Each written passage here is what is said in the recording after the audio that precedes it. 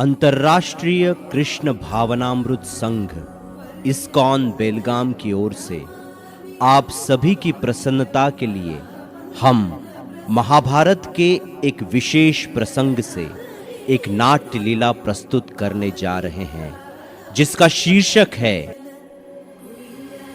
जरासंध का वध। पूर्ण पुरुषोत्तम भगवान श्री कृष्ण का यह भौतिक जगत पूर्ण रूप से अंधकार और अज्ञान से भरा हुआ है। 5000 वर्ष पूर्व जब स्वयं भगवान श्री कृष्ण इस पृथ्वी पर व्यक्तिगत रूप से उपस्थित थे, तब भी उनके गुणों और तत्वज्ञान के प्रसारण की आवश्यकता थी। और अब इस शुभ कार्य को अंतर्राष्ट्रीय कृष्ण भावनामृत संघ इस्कॉन ने जारी रखा है। 5000 वर्ष पूर्व संपूर्ण पृथ्वी के राजा महाराज युधिष्ठिर ने राजसूय यज्ञ का महाआयोजन किया था। इस यज्ञ के लिए प्रचुर मात्रा में सोने की और घी की आवश्यकता थी।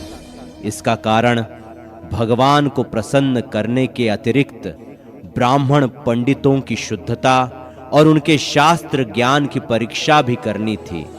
महाराज युधिष्ठिर के इस महायज्ञ को संपन्न करने के उद्देश्य को सुनकर नारद मुनि ने द्वारका की ओर प्रस्थान किया और सुधर्म नामक एक ऐश्वर्यशाली सभागृह में पहुंचे, जहां भगवान श्री कृष्ण उनके यदुवंशियों के साथ उपस्थित थे और सभागृह में विविध सांस्कृतिक कार्यक्रमों का आनंद ले रहे थे।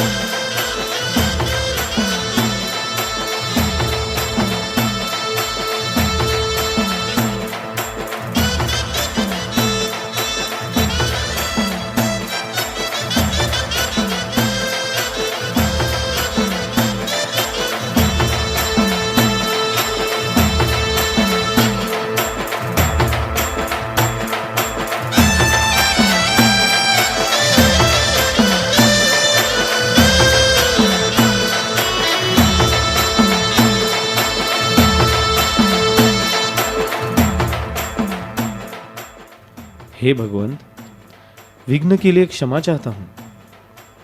आपसे मिलने के लिए एक दूत आया हुआ है। वह बता रहा है कि यह जीवन और मृत्यु का एक गंभीर विषय है। दूत? ठीक है, उन्हें अंदर भेज दो। धन्यवाद विदूषक।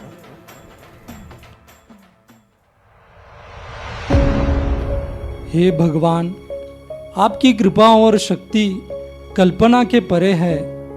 मैं सबसे पतित और अधम हूँ, फिर भी मैं आपके चरण कमलों का आश्रय ग्रहण करना चाहता हूँ। कृपया मुझे आपको संदेश देने की अनुमति दे, जिसे मुझे आपको बताने के लिए कहा गया है। जैसे कि आप जानते ही हैं, क्रूर राजा जरासंध अनेक राजाओं पर विजय प्राप्त कर चुका है, और जो 20,000 राजा जो उसे शरण नहीं गए, उसको उस जरासंध ने हराकर उन्हें एक पर्वत के गुफा में बंदी बनाकर रखा हुआ है।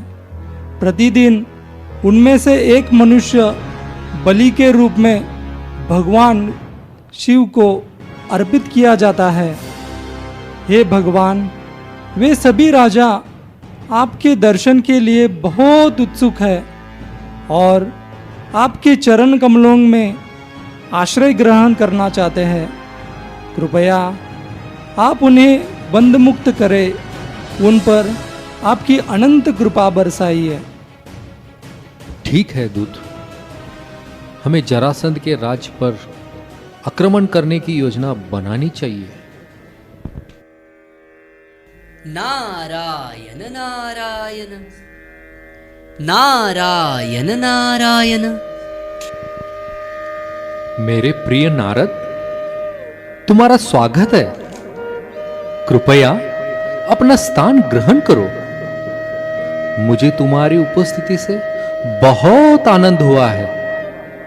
मुझे लगता है इस विश्व भर में ऐसा कोई भी विषय नहीं है जो तुम्हारे संपर्क के बाहर हो नारद। अब मुझे बताइए कि पांडवों की क्या स्थिति है। महाराज युधिष्ठिर की क्या योजना है। नारायण नारायण। हे प्रभु, आप तो पूर्ण पुरुषोत्तम भगवान हैं। आप अनंत ब्रह्मांड के परम नियंत्रक और सर्वज्ञ हैं। फिर भी आप लीलाएं करने में आनंद लेते हैं प्रभु। नारायण नारायण। आप पांडवों के हितचिंतक होने के कारण आप उनके हित के बारे में पूछ रहे हैं ना। नारायण नारायण। और इसीलिए आपकी कृपा से ही मैं उनके बारे में आपको बता रहा हूं। प्रभु, इस संपूर्ण पृथ्वी के राजा महाराज युधिष्ठिर राजसूय यज्ञ करने की योजना बना रहे हैं, और महाराज युधिष्ठिर आपकी आराधना करके आपकी अनंत कृपा को प्राप्त करना चाहते हैं। नारायण नारायण। इसलिए आपसे मैं याचना करता हूं प्रभु कि आप कृपया हस्तिनापुर प्रस्थान करें और महाराज युधिष्ठिर की इच्छा पूर्ण करें प्रभु। नारायण नारायण। परंतु हे भगवान, यदि आप हस्तिनापुर चले गए तो उन 20,000 राजाओं की मुक्तता कैसे हो सकेगी जिनको जरासंध ने बंदी बनाकर रखा हुआ है। हाँ भगवान, उस क्रूर जरासंध को जल्द से जल्द पराजित करना ही उचित रहेगा।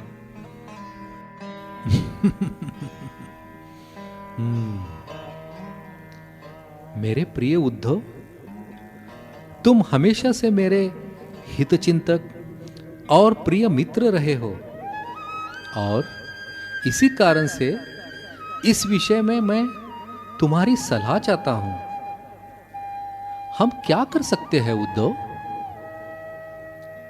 हे कृष्ण, जब तक हम सभी राज्यों पर विजय प्राप्त नहीं कर लेते, तब तक हम राजसूय यज्ञ का आयोजन नहीं कर सकते।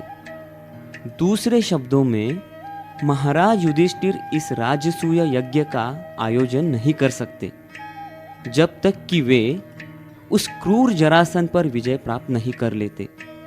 इसलिए इन दोनों बातों की पूर्ति करने के लिए जरासंध की मृत्यु अत्यावश्यक है। परंतु जरासंध कोई साधारण मनुष्य नहीं है। हाँ प्रभु, उसकी शक्ति तो 10,000 हाथियों के शक्ति के समान है। एक ही योद्धा है जो उस जरासंध को हरा सकता है, और वो है हमारा भीमसेन, क्योंकि उसकी शक्ति भी 10,000 हाथियों के समान ही है। भीमसेन का उससे अकेले ही युद्ध करना उचित रहेगा, ताकि बहुत से सैनिकों का वध ना हो। हाँ, ऐसे युद्ध के प्रबंध के लिए मेरे पास एक अच्छी योजना है। हम जानते हैं कि जरासंध ब्राह्मणों का बहुत आदर करता है, तो मेरी योजना इस प्रकार से है कि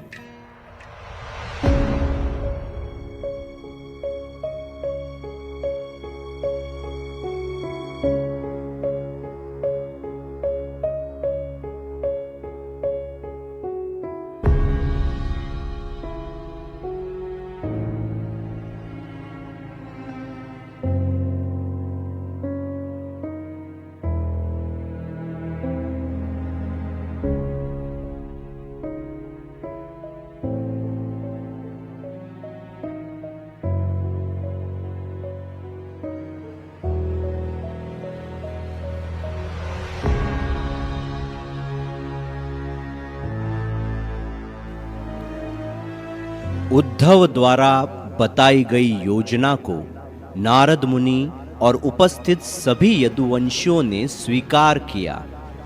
उसके बाद भगवान श्री कृष्ण ने योजना का पहला चरण तुरंत हस्तिनापुर जाना समझा, जहां युधिष्ठिर महाराज निवास करते थे। राजा जरासंध द्वारा बंदिस्त किए हुए 20,000 राजाओं को बंधन मुक्त करने हेतु भगवान श्री कृष्ण अपने वैभवशाली रथ पर सवार होकर अनेक रथ, हाथी, घोड़े और सैनिक दलों के साथ वे पहले सौराष्ट्र, राजस्थान का विशाल रेगिस्तान और कुरुक्षेत्र से होते हुए वे अंत में हस्तिनापुर पहुंचे। जब ये बात महाराज युधिष्ठिर को पता चली कि भगवान श्री कृष्ण हस्तिनापुर पहुंचने वाले हैं, वे बहुत आनंदित हो उठे और तुरंत भगवान श्री कृष्ण को अपने नगर में बहुत ही आदरपूर्वक स्वागत करने के लिए चल पड़े। जब पांचों पांडवों ने भगवान श्री कृष्ण के दर्शन किए, तब वे भाव विभोर होकर प्रेम से भगवान को बार बार आलिंगन करने लगे। भगवान श्री कृष्ण महाराज युधिष्ठिर के निवेदन पर हस्तिनापुर में थोड़े दिन निवास करने लगे और अपने प्रिय भक्तों के साथ अनेकों लीलाएं करने लगे।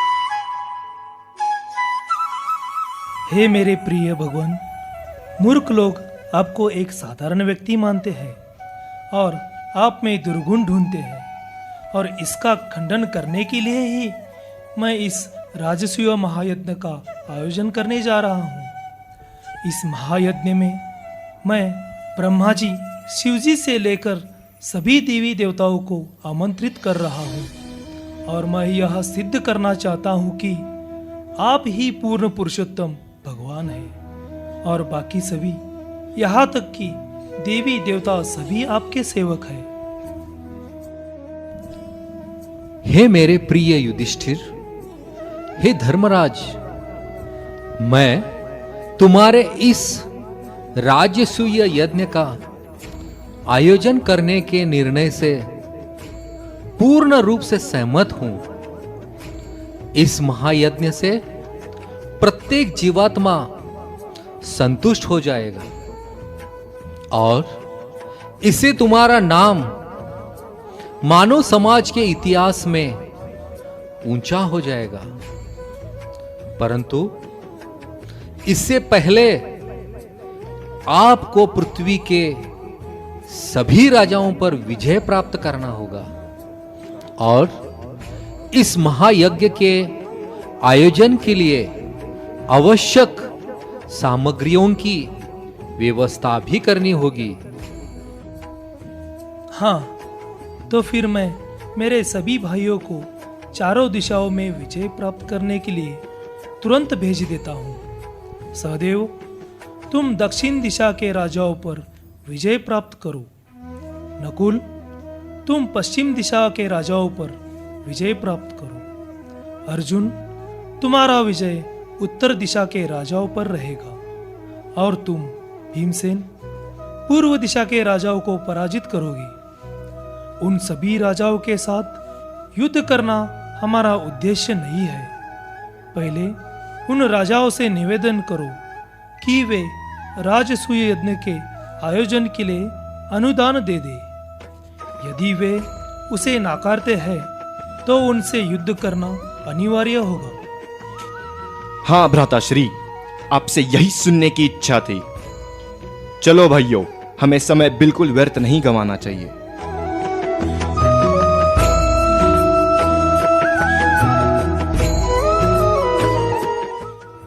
उसके बाद भीमसेन, अर्जुन, नकुल, सहदेव ये चारों भाई चारों दिशाओं में विजय प्राप्त करने हेतु निकल पड़े। अपनी असामान्य शक्ति और सामर्थ्य से उन्होंने संपूर्ण विश्व के सभी राजाओं पर विजय प्राप्त की और यज्ञ के लिए आवश्यक महसूल और सामग्रियों का प्रबंध करने में वे सफल रहे।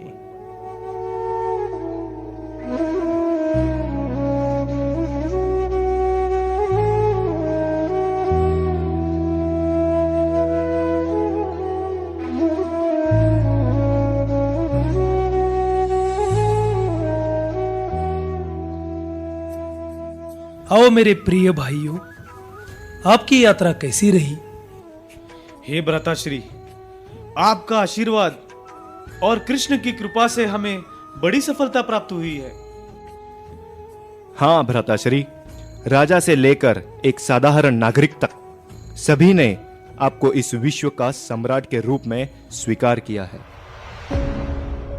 परंतु एक व्यक्ति को छोड़कर, मगध देश के राजा जरासंध ने आपके आधिपत्य को अस्वीकार किया है। क्या? जरासंध? हां भ्राता युधिष्ठिर, जब तक हम सभी राजाओं पर विजय प्राप्त नहीं कर लेते तब तक हम राजसूय यज्ञ पूरा नहीं कर सकते। जरासंध को तो 10,000 हाथियों की शक्ति के समान बल प्राप्त है और उसकी सेना भी बहुत शक्तिशाली है। क्या शक्तिशाली? हमारे भ्राता भीमसेन भी उतने ही शक्तिशाली है। वे अकेले ही उसे पराजित कर सकते हैं। उसकी सेना तो मारी जाएगी ही, परंतु साथ साथ हमारी सेना भी मारी जाएगी। भ्राता युधिष्ठिर, भयभीत मत होना। मेरे प्रिय मित्र उद्धव ने उस क्रूर जरासंध के विनाश के लिए एक योजना बनाई है। अब उस योजना को ध्यान से सुनो। जैसे कि हमें ज्ञात है कि जरासंध ब्राह्मणों के प्रति बहुत आदर भाव रखता है।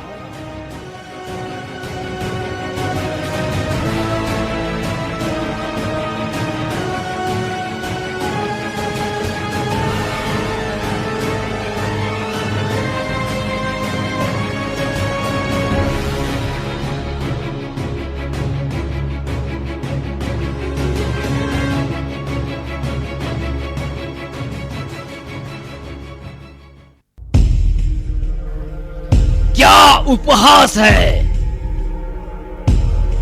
युधिष्ठिर राजसूय यज्ञ का आयोजन करना चाहता है, परंतु जब तक वो विश्व के सभी राजाओं और मुझ जरासंध को पराजित नहीं करता, तब तक वो राजसूय यज्ञ कदापि नहीं कर सकता।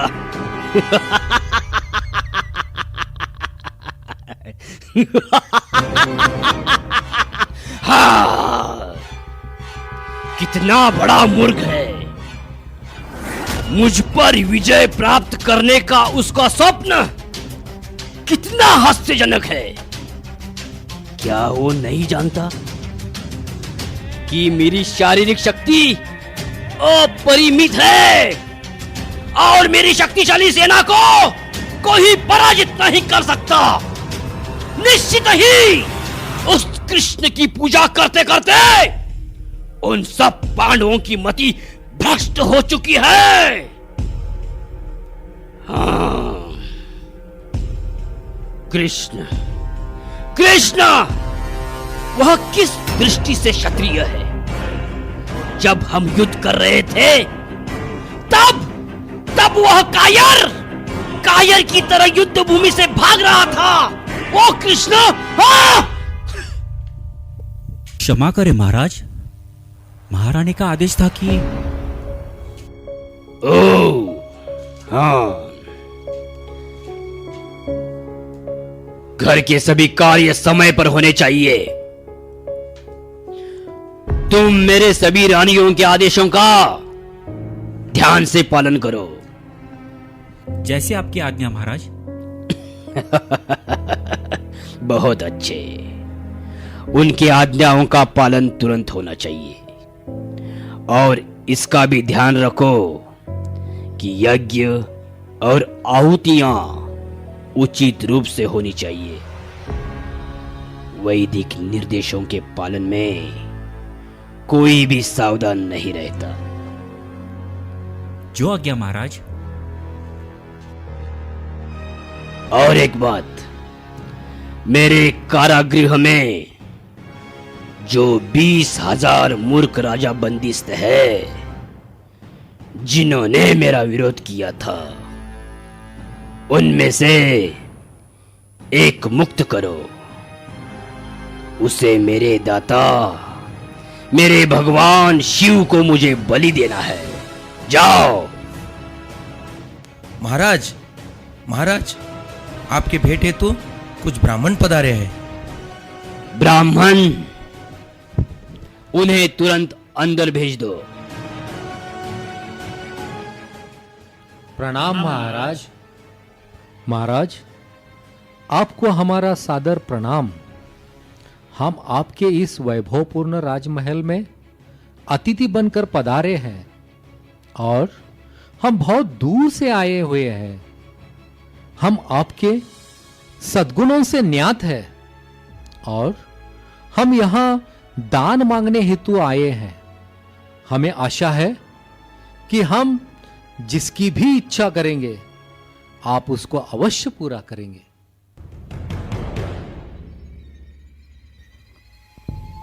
मंत्री जी, ये अतिथि तो मुझे ब्राह्मण की तरह प्रतीत नहीं हो रहे हैं।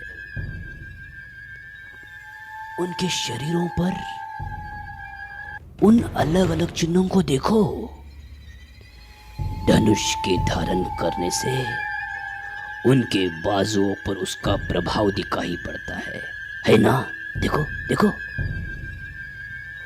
शारीरिक दृष्टि से वे बहुत शक्तिशाली प्रतीत हो रहे हैं और उनका आवाज भी बहुत गंभीर है। इससे यह ज्ञात होता है कि वे क्षत्रिय है, क्षत्रिय। हाँ, फिर भी उनके कितने कपट होने पर भी मैं उन्हें कुछ भी दान दे सकता हूं, कुछ भी। वे यदि मेरा शरीर भी चाहते हैं तो भी बिना कोई संदेह के मैं उन्हें दे दूंगा। हाँ, हे ब्राह्मण, आप जो भी चाहते हैं मुझसे मांग सकते हैं। मेरा मस्तक भी चाहते हैं तो मैं उसे भी देने के लिए तैयार हूं। हे राजन, यह जान लो कि हम असली ब्राह्मण नहीं हैं, हम क्षत्रिय हैं और हम तुमसे मल्ल युद्ध करना चाहते हैं। हमें आशा है कि तुम्हें हमारा प्रस्ताव स्वीकार है। तुम इन दोनों पांडव भीम और अर्जुन को तो जानते ही होंगे, और जहां तक मेरी बात है, मैं तुम्हारा बहुत पुराना शत्रु कृष्ण हूं। हे मूर्खो, यदि तुम लोग मुझसे युद्ध करना चाहते हो तो मुझे वह स्वीकार है, परंतु कृष्ण, मैं जानता हूं कि तुम कायर हो, कायर। जब तुम मेरे साथ युद्ध कर रहे थे तब तुम बहुत भयभीत हुए थे और इसलिए मुझे तुमसे युद्ध करना नहीं है। अर्जुन मुझसे छोटा है, इसलिए वह मेरा समान प्रतिस्पर्धी नहीं हो सकता। जहां तक भीमसेन का प्रश्न है, हां, वह मेरे साथ युद्ध करने के लिए योग्य व्यक्ति है। हम राज्य के बाहर युद्ध करेंगे, आ जाओ। भीम और जरासंध के बीच में युद्ध प्रारंभ हो गया। वे दोनों अपने अपने गदाओं से एक दूसरे पर बिजली की तरह प्रहार करने लगे। अंत तक युद्ध चलता रहा और शाम हो गई।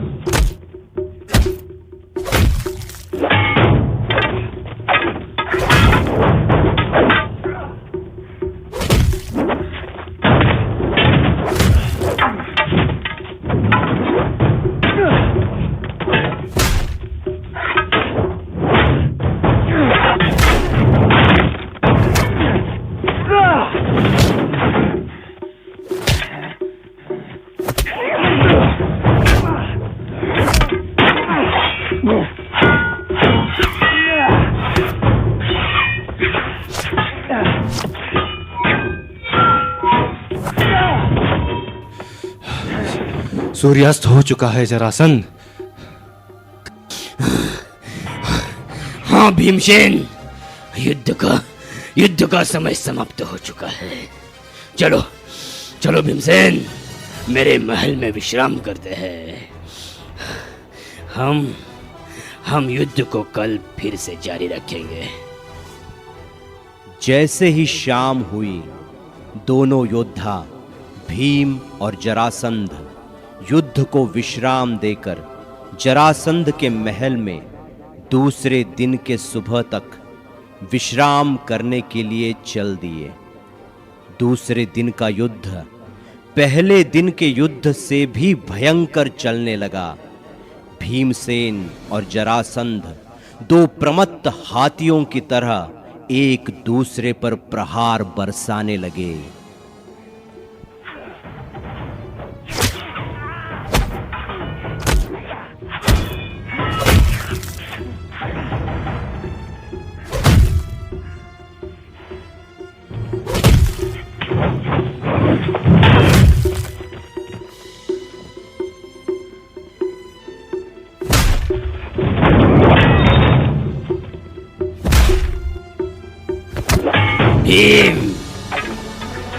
तुम्हारा राजसूय यज्ञ का संकल्प कभी पूरा नहीं होगा।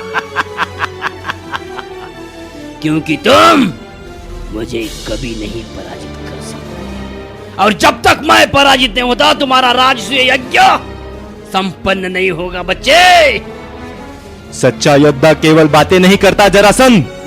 मैं कुंती पुत्र भीम हूं, भीम। मुझसे युद्ध करो, युद्ध।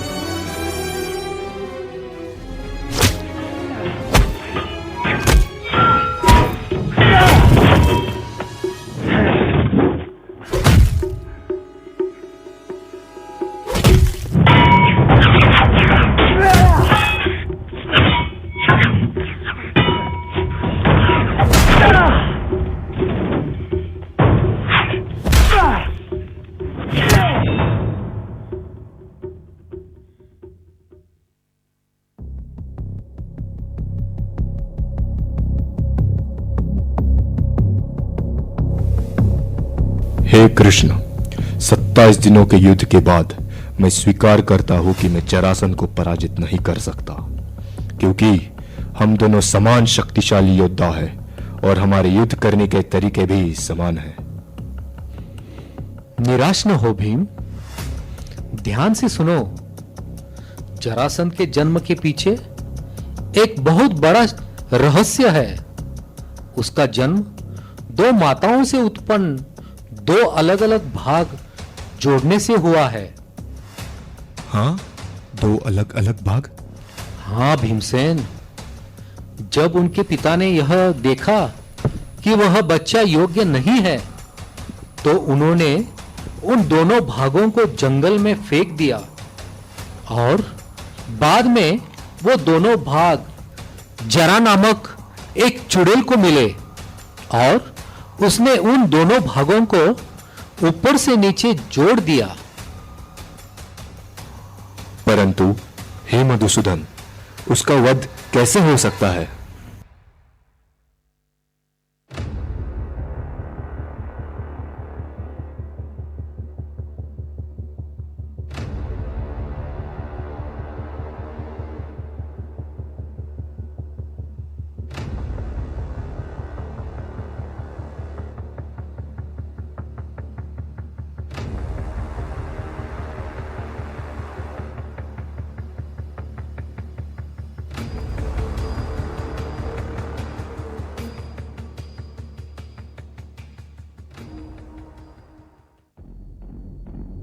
आओ भीमसेन, आओ, सुबह हो चुकी है, युद्ध प्रारंभ करते हैं। आ जाओ, या फिर क्या तुम हार मान गए? आज जरासंध, मैं आ रहा हूं। आज निर्णायक युद्ध होगा।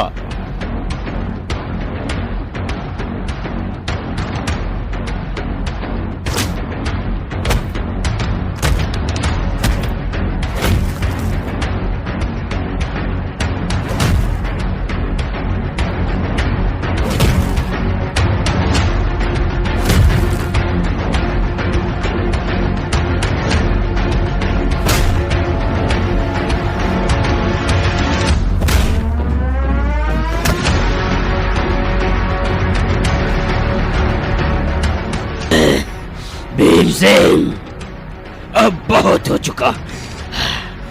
भीम, अब मैं तुम्हारा अंत कर दूंगा। भीम, बहुत समय से तुम्हारे साथ खेल लिया।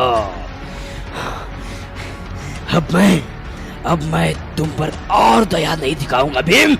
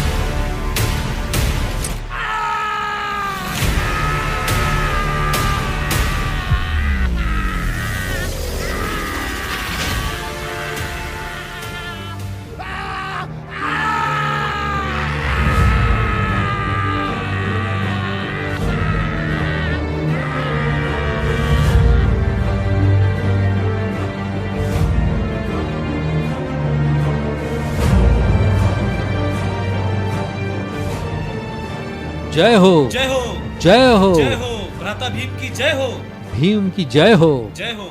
बहुत अच्छे भीम, बहुत अच्छे। हे भीम, अर्जुन, अब चलो पर्वत की गुफा में बंदिस्त उन 20,000 राजाओं को मुक्त करें।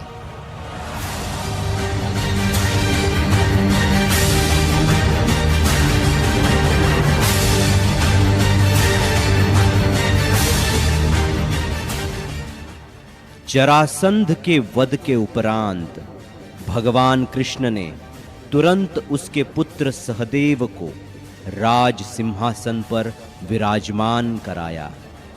जरासंध द्वारा बंदिस्त सभी राजा मुक्त हो गए।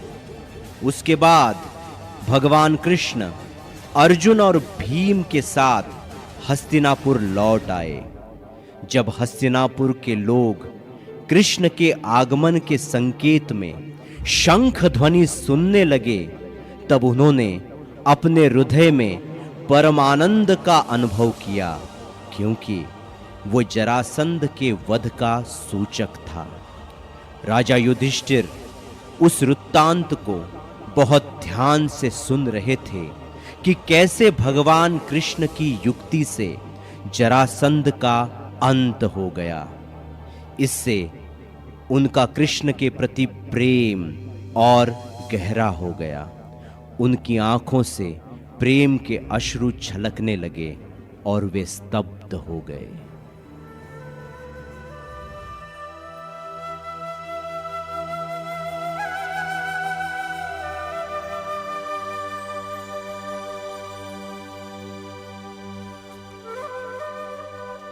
हे मेरे प्रिय कृष्ण, हे सच्चिदानंद, भगवान ब्रह्मा जी, शिव जी, इंद्र से लेकर सभी देवी देवता आपके आज्ञा का पालन करने के लिए सदैव तत्पर है और आपकी सेवा में स्वयं को सौभाग्यशाली मानते हैं। हे कृष्ण, आप तो अनंत है, परंतु हम स्वयं को इस विश्व का राजा मानते हैं और नीच आधिपत्य का घमंड करते हैं। वास्तविक हम हृदय से बहुत गरीब हैं। हम आपके दंड के योग्य हैं, परंतु आप दंडित करने के बजाय विनम्र से, कृपा से हमारे आदेशों को स्वीकार करते हुए उन्हें पूरा करते हैं। आप एक साधारण मनुष्य की तरह व्यवहार करके सभी को भ्रमित कर देते हैं, परंतु हम जानते हैं कि आप इन कार्यों को नाटककार के भांति करते हैं। आपका स्थान तो सदैव सबसे ऊंचा है। आप एक सूर्य के समान हैं, जो सिर्फ उदय और अस्त होते हुए दिखाई देता है, परंतु वह अपनी उष्णता और प्रकाश को सदैव बनाए रखता है। हे मेरे प्रिय माधव, आप ही पूर्ण पुरुषोत्तम भगवान हैं, इसलिए आपको कोई पराजित नहीं कर सकता। चलिए अब राजसूय यज्ञ को संपन्न करते हैं। भीम, तुम रसोई विभाग के मुख्य रहोगे और नकुल, तुम भंडार विभाग संभालना। हे भ्राताश्री, मैं वरिष्ठ अतिथि गणों का ध्यान रखूंगा। ठीक है। और सहदेव, तुम स्वागत सत्कार का विभाग संभालना और आने वाले अतिथियों के चरणों को धोने की व्यवस्था भी होनी चाहिए। यह बहुत अच्छा रहेगा। भ्राता युधिष्ठिर, वह सेवा मैं करना चाहता हूं। क्या? परंतु हे भगवान। मेरे प्रिय युधिष्ठिर, मुझे तुमसे सेवा स्वीकार करने से भी अधिक मुझे तुम्हारी सेवा करने में आनंद मिलता है। अब चलो यज्ञ का आयोजन करते हैं।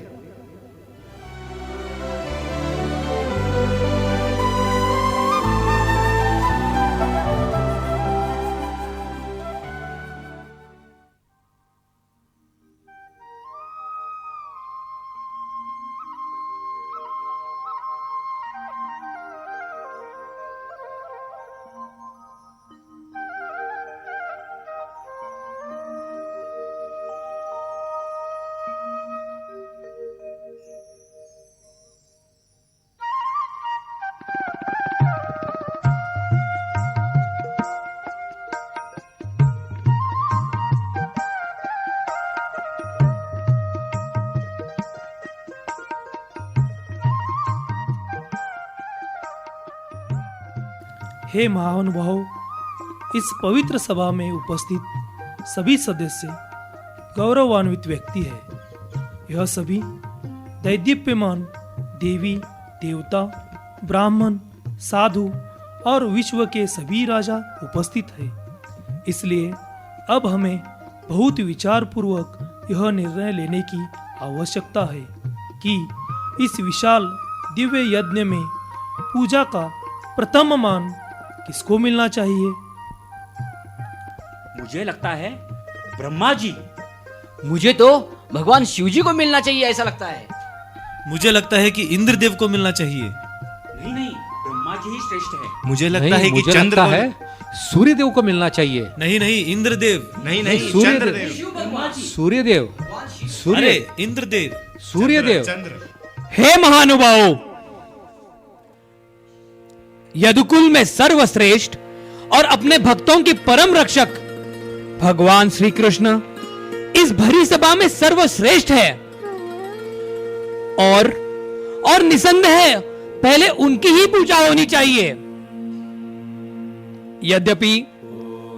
यद्यपि भगवान ब्रह्मा, भगवान शिव जी और बाकी सभी अन्य देवी देवता अपने अपने जगह पर वरिष्ठ है, परंतु बुद्धि, संपत्ति, बल, यश और किसी भी दृष्टि से भगवान कृष्ण के समान तथा उनसे श्रेष्ठ कोई नहीं है। और उन्हें संतुष्ट करने से सभी जीव अपने आप ही संतुष्ट हो जाएंगे, क्योंकि भगवान श्री कृष्ण सभी के हृदय में परमात्मा के रूप में उपस्थित है।